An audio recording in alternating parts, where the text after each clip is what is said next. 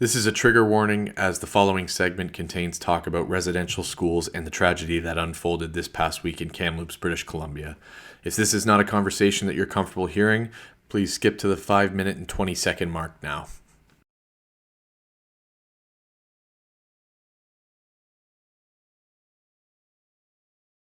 The news that the bodies of 215 Indigenous children were discovered in a mass grave on the grounds of a Kamloops residential school serves as a stark and horrible reminder of Canada's inescapable history of genocide towards our First Nations peoples.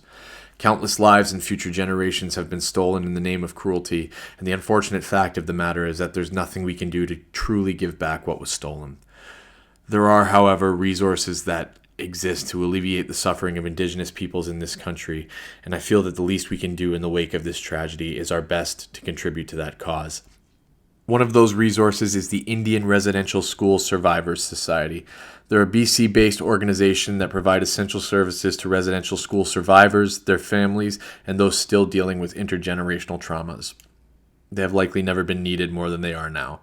You can find the link down below, and I encourage you to donate what you can spare.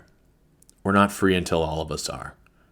This episode of Internal Budget will begin after 215 seconds of silence in honor of those that were stolen from us in this horrible act of genocide.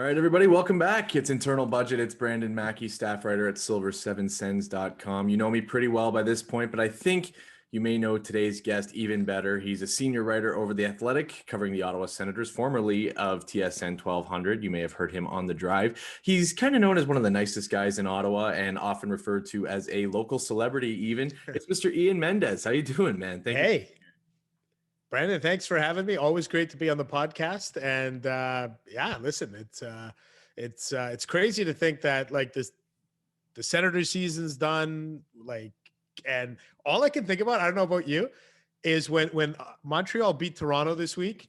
Oh yeah, that happened. Oh yeah, is what do you think would have happened if Ottawa had played Toronto in the first round? Like, honestly, what do you think would have happened? So this is something I wanted to talk about. So that team that Toronto was in the first half of that series, definitely the Leafs win it. Like, definitely they do. But the way they imploded against a Montreal team that's worse than Ottawa, frankly, especially at the end of the season, like, what is it? Like, is it mental with that team? Like, they're not poorly constructed. I mean, there are better teams out there, but they're still pretty good even without Tavares. I mean, they should still beat that Toronto team without Tavares, or Montreal team without Tavares. So yeah, I think Ottawa wins it in 7 games. I really do, because I just, at this point, I don't think this Toronto team is capable of winning in Game 7. Like, what do you think? Oh, I know. And I guess it's funny because when Toronto was up 3-1 in that series, a lot of people were saying this Habs team's pathetic. Ottawa would have given them a better run for their money. This is a joke.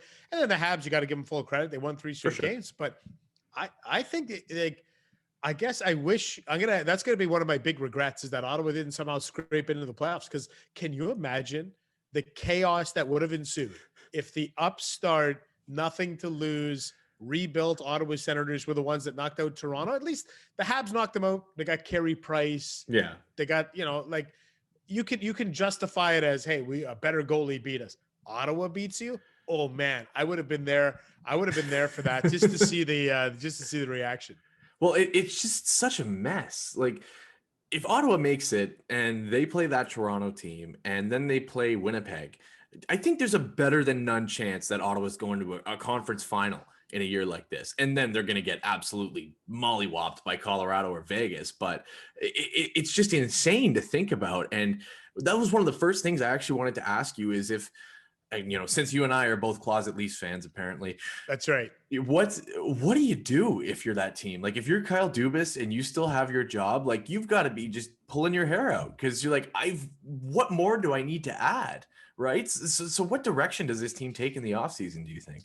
I don't know. But first of all, I want to go back to that. What's that word you just dropped in there? Molly-whopped? Molly-whopped. That's one of my favorite words. What is that? I don't know that I've ever heard that. It just means like getting smacked. Like it's one of my favorite terms. I mean, I used to hear it in football all the time whenever a guy took a big hit or something like that. Like, I don't know. I love that word, but yeah. I've never heard it before. I was like, really I'm fascinated by it. Yeah. Man.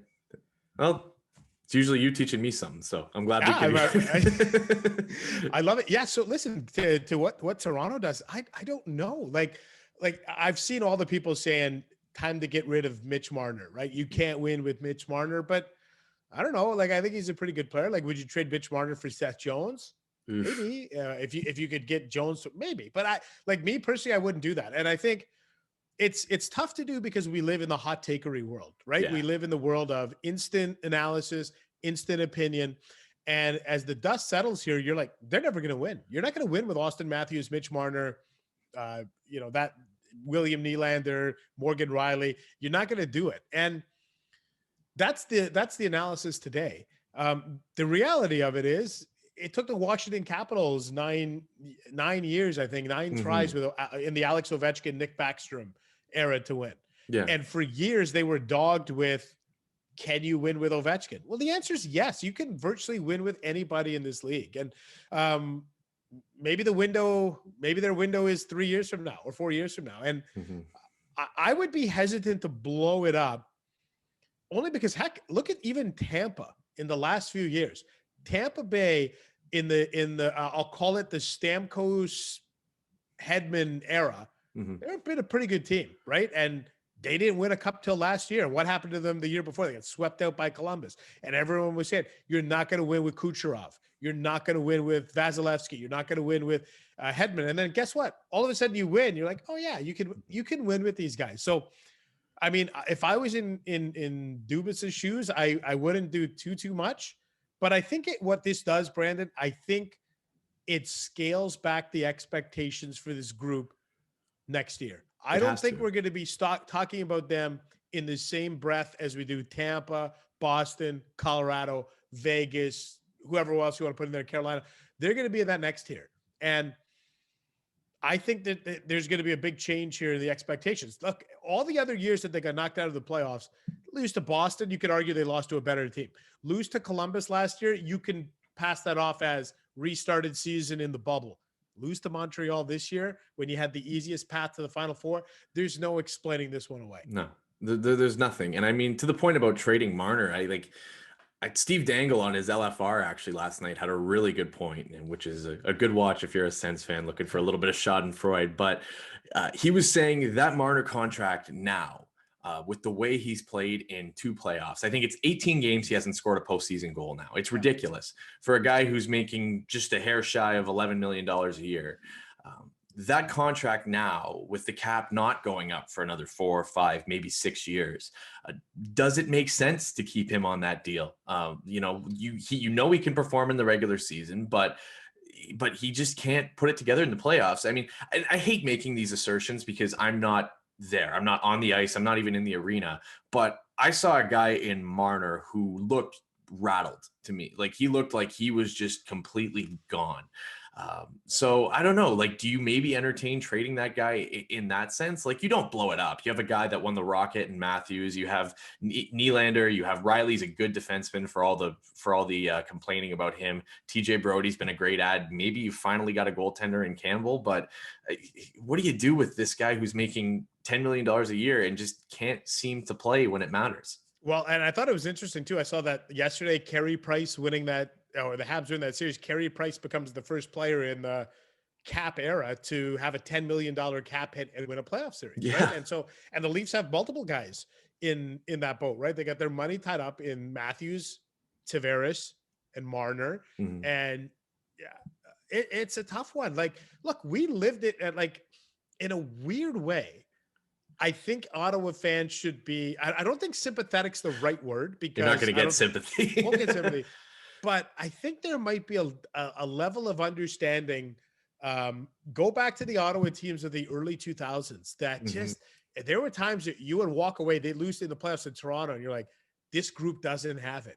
You're never going to win with Alfie and Redden and Fisher and Spezza. And then they did, right? They got to the final. But the difference is, at least Ottawa was winning the odd playoff series back then, right? Like 02, they got to the second round. 03, they got to the third round. 06, even they got to the second round. Like, they were winning series they couldn't get. This Toronto team can't even win a series. And that's going to be a red flag. And now, as I look at next year in that division, I think Florida's a pretty good team. I think Tampa's a really good team. I think Boston is proving that they're going to be probably a force to be reckoned with.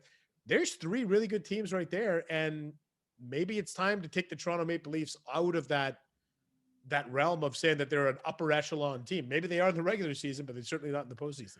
Yeah, I think you have to. To your point about occasionally winning a series, you talked about Washington. They were winning series. Even the Sharks team that never quite got it done, for as much as they underperformed, they would win one every now and then. Even Ottawa, like, they fall ass backwards into a couple series wins and a conference final a few years ago. Like, it happens to these teams. Like, they at least find a way to steal one, and the Leafs just haven't been able to do that. And to their credit, I think Matthews played really well through the whole series. I think he got goalied by Carey Price. I mean, he generated 34 shots in 7 games. The next closest guy was, I think, Hyman with 25. And Nylander was scoring. Like, it just sometimes doesn't go your way. But at what point do you have to kind of just say, look, we got to take this in at least somewhat of a different direction? But I mean, for you, it had to have been a weird season. And I mean, on top of all this, on top of Montreal coming back to beat the Leafs, you transitioned from TSN radio to The Athletic. You talked for a while about wanting to do more writing, and now you're a full-time writer. So what was it like to take that leap in a year where you had very little in the way of access to players and staff and just, the very people you're supposed to be covering. Yeah, none. Like we had no access really outside of the daily Zoom calls. It was really hard to, I think to kind of allow people to peek behind the curtain. One of the best things about having access inside a locker room is sometimes you just sit down and talk to a guy. You don't have your recorder out. You don't have a notepad out. You're just chatting. Yeah. And that was gone. And the ability to just sit there and shoot the breeze with a player, ask them what they're up to, family, whatever, that's gone. So it was a very stunted, like, I don't know even what the word, it was stunted or stale or like about 5-6 weeks into it. I think most of us were like, man, these Zoom calls are, and it's no different than people who are distance learning or doing staff meetings. It was fine at the beginning. We just want to get back to in person. So it was a really big challenge. And I think the biggest challenge for me with The Athletic is you have to create content that's different than what is being generated, by the guys at Post Media, by, Wayne Scanlon at Sportsnet, by, whoever else you want to throw into the mix that kind of is a regular writer around this team, the guy, Sylvain Saint Laurent and Marc Brichard at Le Devoir. They're all such talented writers. And you're also, when I say you, me, I'm behind a paywall. So I better have something that is different and unique and not, you can't find at sportsnet.ca or tsn.ca because people are going to say like, well, what's the point? Right. So it was a real challenge. I thought in a good way to try and find my voice as a writer and create some unique content that fans would say, okay, you know what, this guy's worth the $4 a month or $2. It depends on, some people got in for $1 a month, some people get for $4 a month, but that's your money. And that there's a real responsibility there. I feel really guilty sometimes. Like if I take a day off or 2 off, I'm like, man, people are paying for this. They're not paying for me to sit around and, not create content for them. Yeah, I hear you. And, but it's got to be doubly challenging because you're not just creating the written content, you're doing the podcast too. The Athletic Hockey Show with Haley Salvian, who's a friend of the show, obviously, and Sean McAdoo. So that kind of genesis of the writing and the audio medium, that can't be easy, right? Like, especially like you said, when you're already having to do so much in the way of content in a year where content has been, ironically enough, hard to find. Has that been hard to balance the two? No, not at all. And I think the biggest reason why is when I joined The Athletic, they said to me, look, one of the reasons why we're bringing on board, we want to launch this podcast and we need somebody with your kind of broadcasting experience. We think you'd be a good fit. And then we'll fold the writing in. And so when they told me that they were going to be launching a very regular, and now we're up to 4 days a week on the Athletic Hockey Show. Yeah. Basically back on the radio. Yeah. But I thought I would be doing 4 or 5 days. And they're like, listen, we'd like you to do 2 days. And not only 2 days, the show will be about an hour. And I'm thinking, man, I was doing consistently 20 to 25 hours a week on radio during Senators season on TSN 1200. So now you're telling me I got to do 2 hours of content versus 20. Okay. Like I'll certainly do that. And so it's been a good balance. I think if I didn't have the podcast, I would I really miss, I hope people understand how much I miss radio and how much I miss it. I loved it. I loved every minute when that red light went on. I tried to have fun. I tried to be engaging, open-minded, honest, opinionated, all the things that you want to try to do. I loved it. And to have that taken away was tough, but it was like, it was just the right time for me to do it. So it's been good. Like, let me put it this way, like my previous job with TSN 1200, I was probably doing 90% of my job was on the radio. 10% was being a writer. And now it's flipped completely. Now I'm like 90% a writer. 10% is putting together a kind of an audio podcast. So it's been a welcome change. And I love the fact that I can still kind of have a radio presence there. Mm-hmm. Does it help to have Sean and Haley to bounce off of too? Like, do you find that lightens your load a little bit? Oh, for sure. And I think what helps too is, I've known Sean, him and I went to journalism school together. I mean, we've known each other 26, 27 years. So we were teenagers when we met. So, him I've known all my life, very easy to do. Haley, I've had the opportunity to get to know her in her season and a bit covering Ottawa, and just one of the brightest young people in our industry. Like, just, I put her and Kyle Bukauskas on the top of my list of kind of young people in the industry that I love the fact that they're able to marry talent with humility. That's a Mhm. very hard thing to do, especially when you're a young person. I've seen so many young people come in and they're smarter than you and they know everything. And these two are sponges. They'll ask you questions, they bounce things off you, and they're so humble. And I cheer for those two people in the industry probably more than most people, because they're great. So I love getting the opportunity to work with Haley. And I joke that I kicked her out of the job here, and she ended up in Calgary. And I think she does. I think if you got her, truthfully, I think she misses Ottawa. I think she does. Yeah. Maybe not the city so much as the fans. I think she loved the fan base here. I think the fans in Ottawa got her too. Like, I think Mhm. they understood her. She's different than the rest of us in a good way. And I think that's what the Ottawa media has been lacking for a number of years. It's like, man, it's Mendes and the same cast of characters covering my team for like 20 years. And then here comes, Haley with her Elmo on fire gifts and the Baby Yoda stuff. And it's like, this is good. This is what, Yeah. this is what we need. And that's why I say Kyle Bukauskas, same thing. You get a younger voice in there. It's a good thing.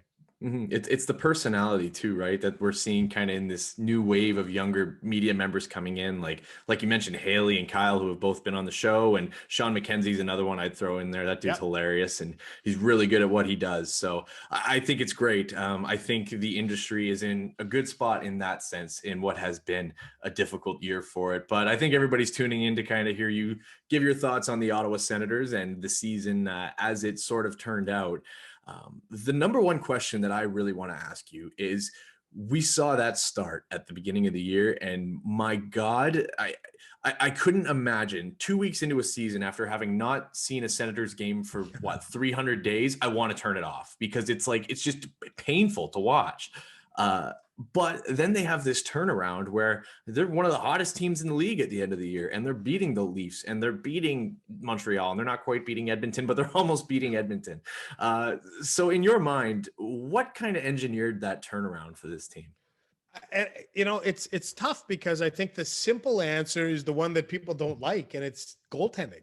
And I hate to boil things down to such a simplistic way, but sometimes goaltending is the great equalizer. And I think, and it started, we got to give some credit to Joey Daccord, because he was the guy that came in and started it a little bit. For sure. Daccord was dynamite, and then he got hurt. Forsberg was really good.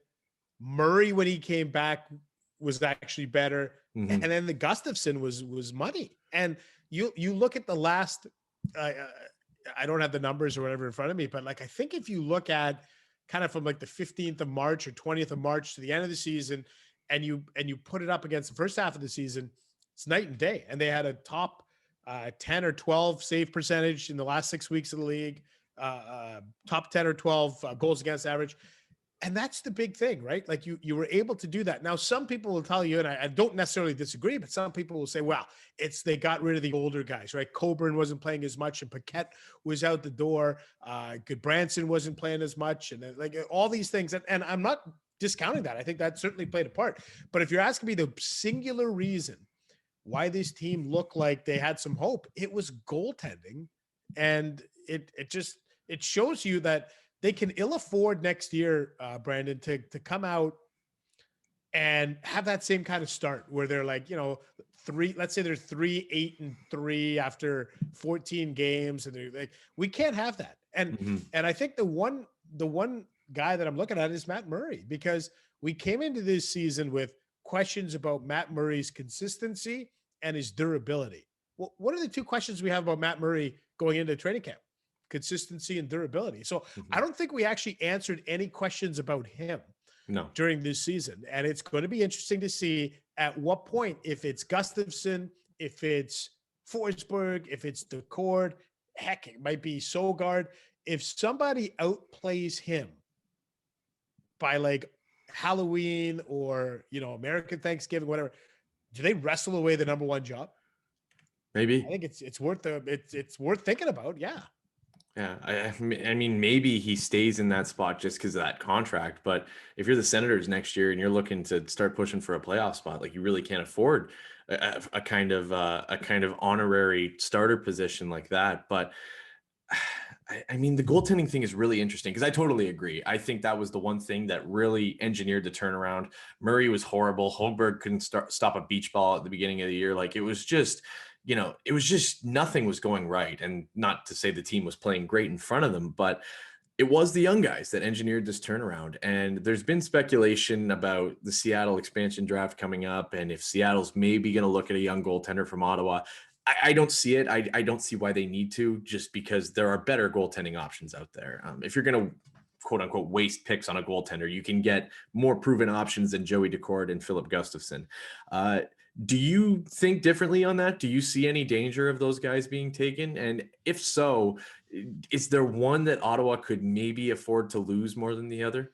Well, you know what's funny is that I tend to think Ottawa's got some depth at the goaltending position in terms of prospects, right? Mhm. Sogard. When have we ever said that, right? Like, not to cut you off, but like ever Yeah. in my Okay. time being a fan anyway, like it's ridiculous. Right. But here's the funny thing. You think that, I think that, and I picked the brains of a couple of scouting experts, including our own Corey Pronman, who does stuff for The Athletic, Mhm. Chris Peters, who writes his own site now, Hockey Sense, Yeah, he's great.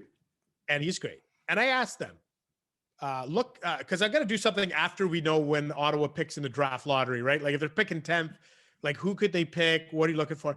And I said, what do you guys think is the biggest organizational need for the Senators? You know what Pronman and Peters both said? Goaltending. Goaltending. And I was like, what? Really? And they're like, listen, they got a bunch of guys that project to be really good backups. They don't have their goalie of the future. That's what they said. And I thought, okay, it's interesting because I think guys like you and guys like me are so, I don't want to say that we're so into the Ottawa Senators that we don't quite understand, but we're now getting an outside objective opinion, right? Like Right. I think we're so into the Senators, like sometimes we don't. It's hard for us sometimes to get perspective. So when two independent scouting experts look at the Senators and say, "Yeah, that team could use a goalie," I'm like, "Oh, that's really interesting." Scott Wheeler, by the way, who I also picked his brain for the story. Scott Wheeler's like, "This team needs high-end offensive skill. That's what they need." So Mhm. it's interesting that you talk to some different people, you get some different results. Anyway, this is a long way to go back to circle back to your original question about uh, if they lose a goalie. I I think they can afford to lose one, like only because I think you've got Mad Sogard. And look, all of the guys, even Forsberg and Matt Murray are in their 20s, Yeah. so that's okay. You got the uh, Marilinen kid. You've got Sogard. You've got Mandalese. Like you've got, I guess what the prospect guys were telling me, they got quantity. They're not sure about the quality, but I'm okay with them losing one of those goalies. I'd protect Gustaf. If you're asking me who I'd protect right now, I'd protect Gustafson. Yeah. I think he showed enough to me down the stretch that I'd keep him. I'd be worried about losing him. The guy that I keep circling back and thinking I could see Seattle taking him is Chris Tierney. Yeah. I mean, is that maybe an effect of who else are they going to take from Ottawa? Like they're going to protect all their young guys. I'm assuming they're going to protect a guy in Evgeny Dadonov, who, as for having something of a down season, he is a huge bounce back candidate, and his underlying metrics this year were really good. There seems to be a lot of vitriol directed towards Chris Tierney lately on the Twitter sphere, and maybe that's somewhat unfair, but he's just a guy that hasn't really carved out a role for himself, I don't think so. Do you think Seattle is actually interested in a guy like that? Like they want him on their team, or is it like, this is our kind of best option available? Let's see if we can maybe turn this guy into a middle six center. Yeah, I think, when I was talking to Ryan Clark, who's our Seattle beat reporter for the Kraken with The Athletic, one of the things he told me about Tierney is the Kraken are probably going to try and take 3 or 4 or 5 guys, Brandon, who are expiring UFA. Like get guys that are in the last year of their deal, give them some opportunity to play, like you said, middle six. Maybe he's your second center, third center, and then flip him out at the deadline. Like, could you get a third round pick for Chris Tierney as a rental? Could you get a prospect for Chris Tierney? Like, if Chris Tierney comes in and plays well for the Kraken, he's only what? He'll be 27 years old, 500 plus games in the NHL. I don't know, decent resume. Yeah, he's been to a Stanley Cup final, right? Like, been to a cup final with the Sharks. He just, I think if you got Chris Tierney alone and asked him about his season, I think he'd admit he had a bad year, but I think he would also be really disappointed in some of his deployment. I think Tierney probably felt like, man, how come I didn't get any power play time? He got no power play time. You'd have to double check this. I feel like he played fewer than 10 minutes on the power play all season. You're probably right now that I think of it. Yeah. And, I think he probably looks at this and like, they pick up Michael Amadio, and Amadio's on the power play. And Tierney's like, well, what about me? Right. And different guys were getting power play time. So I think he's going to be a guy that is going to be exposed. I could see Seattle taking him. I tend to agree with you that Dadonov will be protected. But if you were Seattle, let me flip this around and ask you. If Dadonov was sitting there, he's got 2 more years left at $5 million per in the cap hit, would you take a run at Evgeny Dadonov? Yeah, no hesitation for Seattle? me. Yeah, I mean, the way I look at it is this: like $5 million over 2 years. That's not an insane cap hit, especially for a younger expansion team coming in. But I actually was interested in looking back at this. So I've been in the kind of Dadonov apologist camp all year. I mean, I think he's had some seriously rotten luck. And I went and looked back at his kind of advanced metrics, his analytics, and hockeyviz.com, which is an amazing resource. If you look at his isolated impact, it's damn close to what he did last year in Florida when he put up a lot of points. Like, the trend has been consistent. There's not a real sign of regression. He had some horrible shooting luck this year, especially on the power play. And I think some of that might be just familiarity with a new team. It might be going from playing with Sasha Barkov to, like, who was his center? Was Tierney a lot of the time, So if I'm Seattle, yeah, I'm taking a swing at him for sure. Like, that to me makes him a major bounce back candidate, which is why I would say Ottawa should protect him.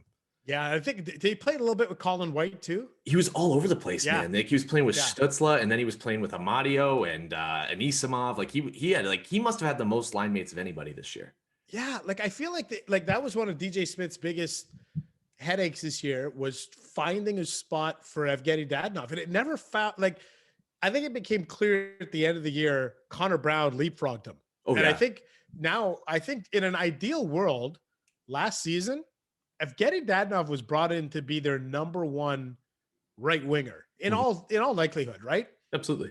Batherson passed him and Connor Brown passed him. So now you're a third line right winger to open up the season, and you're making that type of money. That's a lot of money to make. Like, Ottawa's third line next season could have Colin White and Evgeny Dadonov, and they're kind of making second line money, but in a third line spot, right? Mm-hmm. Which is interesting. And I'm glad you brought up White, because that's another thing I wanted to ask you. I mean, again, a guy who had some rotten luck this year, had an injury, still played pretty well when he was healthy, I would say. There have been some people who kind of are willing to part ways with Colin White and think maybe he's making a bit too much money and that perhaps Ottawa could get something for him.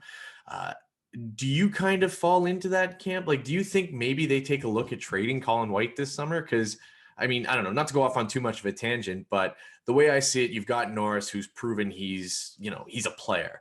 You've got Shane Pinto, who only a handful of games, he's still pretty raw for as well as he played. And then you've kind of got some wiggle room from there. There's been rumors they want to add a center, but is White a guy that maybe you look at trading this summer, maybe to Seattle? Like, who knows? The only thing I don't know, what are you going to get in return? You're getting That's a guy, it, right? What's his cap at? 4.75, I think it is. I think you nailed it. Yeah. And it's 4 more years, right? Yeah. So there's not, based on the productivity, based on what you've seen, it's almost, if you're getting rid of him now, it's a salary dump. Mm-hmm. It's not, hey, I don't see it being a hockey trade. Unless there's another player somebody can suggest to me that makes around 4 to 5 million, same boat, same age, that just needs to change the scenery. Yeah, you could probably sell me on that. here's what I would do with Colin White. I'd bring him back next year and I'd give him one shot, and I would probably put him, like I said, on that third line, Dadonov and Paul, or whatever you want to do. Mm-hmm. And he's still young enough where if next year you're not happy, you can do the 1/3 buyout. No, that's true. Yeah. I almost think you would be better off giving it a go for another year. And if it doesn't work out, the 1/3 buyout means, if I'm not mistaken, these are ballpark numbers. You would owe him $5 million instead of $15 million. And you would pay that out over whatever, 6 years. Like, it's a small price to pay. So ask yourself, would you rather get nothing in return for Colin White right now, or gamble on him? And if it doesn't work out, you're paying him $5 million total, spread out over whatever it is, I think it's 6 years. Yeah. So I would probably tend to go that way. I just, I don't know what his offensive ceiling is.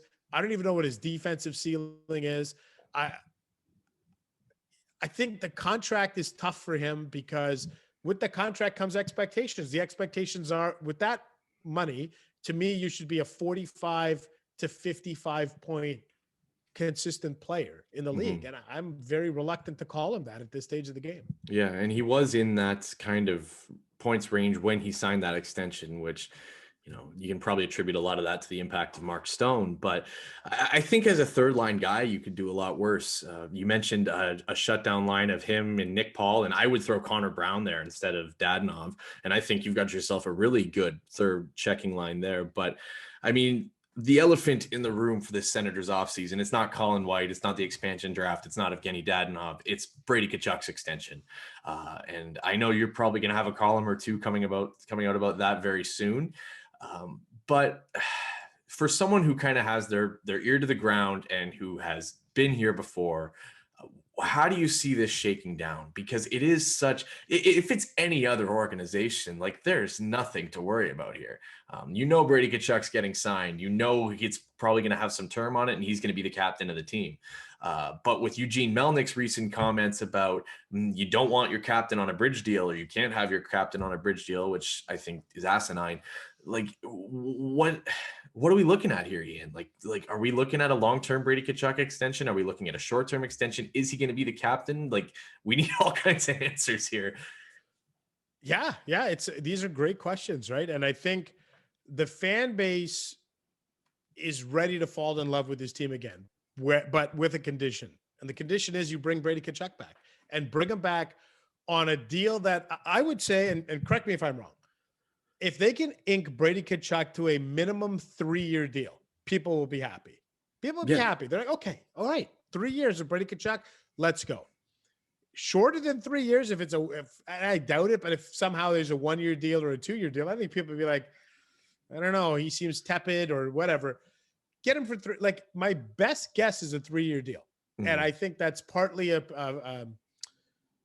function of the pandemic, a function of the flat cap, a function of maybe Tkachuk wanting to not go 8 years. It's all fine, right? Like, I wouldn't blame anyone for saying, okay, let's see how this goes. But I know that the elephant in the room is the offer sheet, right? That's everybody's fear, is, could an offer sheet come in that's too rich for Ottawa to match? So I think there's a little bit, I won't say a ton, I think there's a little bit of urgency to get this deal done before the opening of the free agency period, which I want to say is the 29th of July. If I'm off by a day, I think could be so. wrong. I think you're right. I think it's July 29th. Once you get to July 29th, I'll admit there's a little, the door opens, right? But I don't want to be that guy, the boogeyman, telling you, look out. Ottawa fans have been through enough. They don't need a guy who's covered their team for 20 years to say, look out, he's going somewhere else. You don't need that from me. What you need from me is some solid, rational, calming arguments to tell you that the last time that there was a successful offer sheet in the NHL where the guy changed teams was Dustin Penner in 2007. Yeah. It doesn't happen. I think since then we've had 3 offer sheets. One was the Ryan O'Reilly debacle between Calgary and Colorado. Yeah. One was Sebastian Aho with the Habs, which was Yep. like a super tame offer sheet, which I don't understand what that was. And I think the other was Shea Weber to Philadelphia, which Nashville ended up matching. That's it. So you're going to hear people saying, oh, Brady Tkachuk. History tells us not to be worried about it. So don't look until there's an offer sheet on the table. Don't worry about it. Don't like Ottawa fans. Don't worry about it. What you should be worried about though is and Batherson to me too is a fascinating contract. You go longer than 3 years on him. Are you comfortable? But you get those guys signed to 3-year deals at minimum. I think we're going to be in a good spot. But you got to get that done before September because you can't have it go into training camp. There's too much goodwill. There's too much positivity. And if they get to training camp and one of Tkachuk or Batherson isn't at camp because of contractual reasons, it's not a good look. And I'm not talking about the player. I'm saying for the organization, they got to get this done. Yeah, I mean, there's no doubt. If anybody's going to get offer sheeted, it's Brady Tkachuk, and not to throw the doom and gloom like you said, but I think it's an underutilized thing. I think NHL GM should do it more. I mean, I think those are the risks that you take for young players, but I think Brady's value is probably at an all-time high. But as far as the captaincy goes, I mean, let's just like this guy's the captain of the team. Like it's undisputed. Like last summer, we were having conversations about Brady Tkachuk, Thomas Chabot. Like it has to be Brady now. So if he signs that 3-year deal or 2-year deal or whatever it is, and they don't give him the C, and they give it to Thomas Chabot, who is a deserving candidate, how do you see that playing out in Ottawa? Because I don't see fans taking that well. Well, listen, I said this in my column, and I'll reiterate it on your podcast. The captaincy, in my opinion, Brandon, is not something that needs to be or should ever be used as a negotiating tool. Never. In a contract. That's not what it's there for. It's not a sweetener in a deal or, hey, take $500,000 off. Here's the captaincy. The captaincy is an authentic gesture to identify the leader of your team.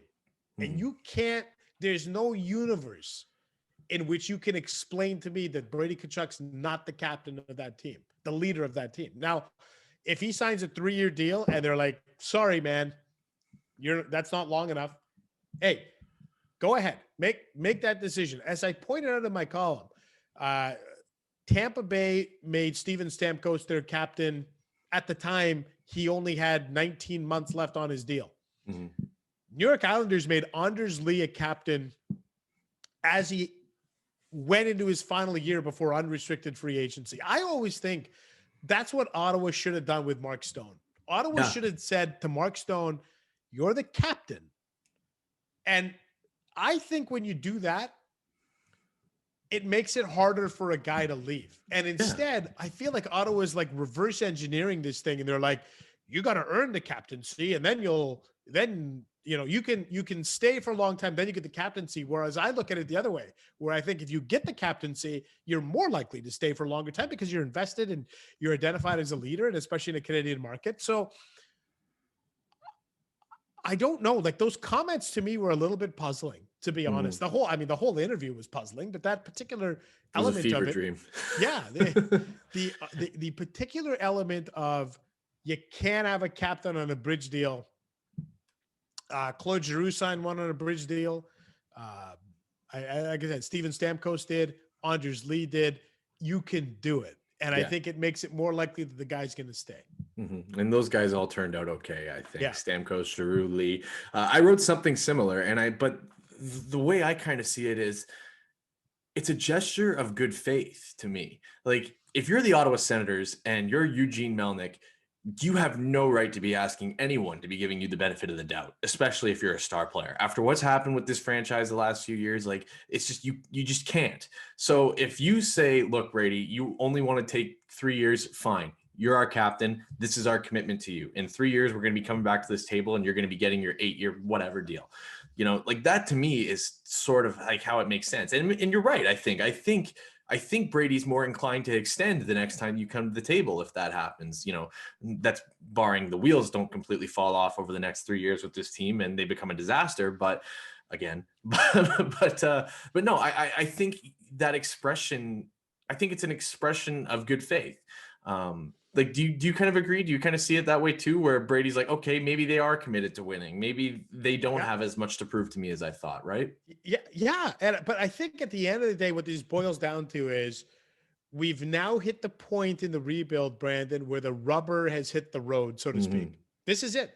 This is 4 years ago or 3 years ago when they blew this up. They're like, when the time is right, we'll keep this core, we'll keep them together, we'll take Unparalleled the run. success. Here we go. This is test number one. You want to say that Thomas Chabot was a test? Sure. Colin White was a test? Sure. This is the real test. Brady Tkachuk. Can you get him done on a deal? Because Tkachuk has a lot of the same elements as Mark Stone. There's and even I would put Alfie in this boat too.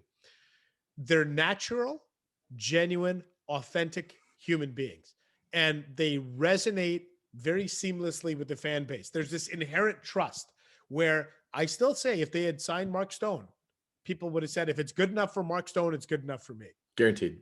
And I get that feeling with Brady Tkachuk. If people say that, the easiest way to boil this all down is this.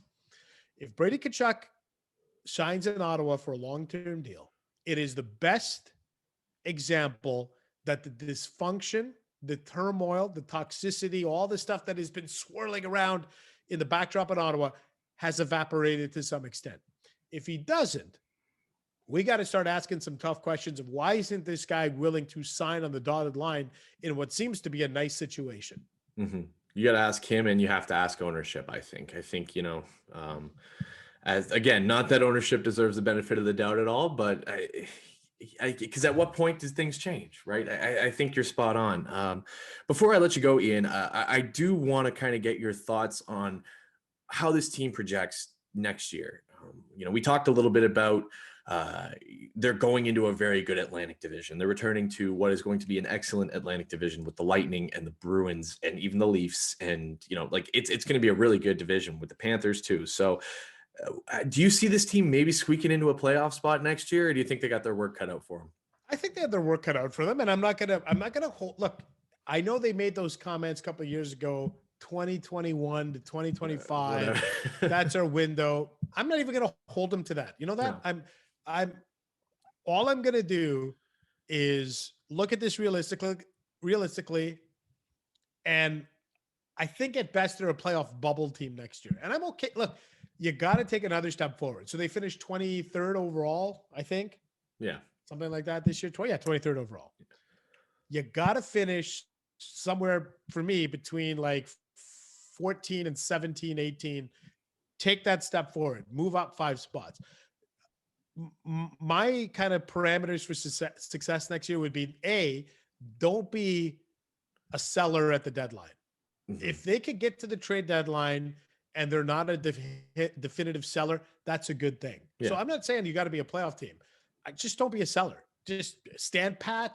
Maybe even you're a buyer. Don't be a seller. If you get to that point, then I think you've done something that's pretty good. That's my only expectation for them. I will not at this stage of the game put playoff expectations on them. However, if they do anything in the offseason that is aggressive, bold, in a kind of a win now, then I reserve the right to change my approach and say, you know what? They traded for this guy and they gave up this and this. They're going all in. So at this stage of the game, I would say a really good expectation for this team, 82 game season. Let's call it 85 points, somewhere in that ballpark. Maybe you're on the fringe of the playoffs. It's going to be tough, though, with Toronto, Florida, Tampa, and Boston in the same division. Yeah, I would be inclined to agree. Really quick before we sign off, I'm going to throw a curveball at you. Who's winning the Stanley Cup, even though your bracket has kind of been busted? Florida Panthers in the Stanley Cup final. What are you doing? I did. But listen, I want people to know my final 4 included the Winnipeg Jets. Okay. And the New York Islanders. And the Vegas Golden Knights. So right now, yeah, I gambled on the Panthers and I lost. My initial pick was the Vegas Golden Knights, and then you watch that game 1. It's hard not to say Colorado right now, right? Like they're just steamrolling everybody. Look, I'll say this: I think the winner of Vegas Colorado wins the cup because that's right now, that's the best matchup in the game. But B, they're going to get the winner of Montreal Winnipeg. Yeah. Which will be nice after a war of a series, right? Yeah, that's what I think. Like, so I think that they've got an easier path to the cup. And as long as they don't, beat each other to a pulp, I like the winner of that series. I know that's probably a cop-out and an easy answer, but I guess I'll stick with Vegas because that's who I picked. But boy, it's hard not to look at Colorado and say that they are, what's that word you used? Molly-whacked? No. Molly-whopped. Molly-whopped. Yeah. Yeah. They molly-whopped Vegas. They got molly-whopped in game one, but we'll see if they can bounce back and make this a series. Well, listen, I know you got to go. You got to do all kinds of media hits, local celebrity and all. Ian, it's been fantastic having you, my friend. Thank you so much for doing it. Brandon, my pleasure. Anytime for you. And listen, hopefully we can actually see each other in person at some point down the road. I'm looking forward to it. Folks, thank you for listening. Make sure you like the podcast, share with your friends, download, subscribe, rate 5 stars, all those fun things that go a long way. We'll see you next week for episode, whatever it is now. Take care, everybody.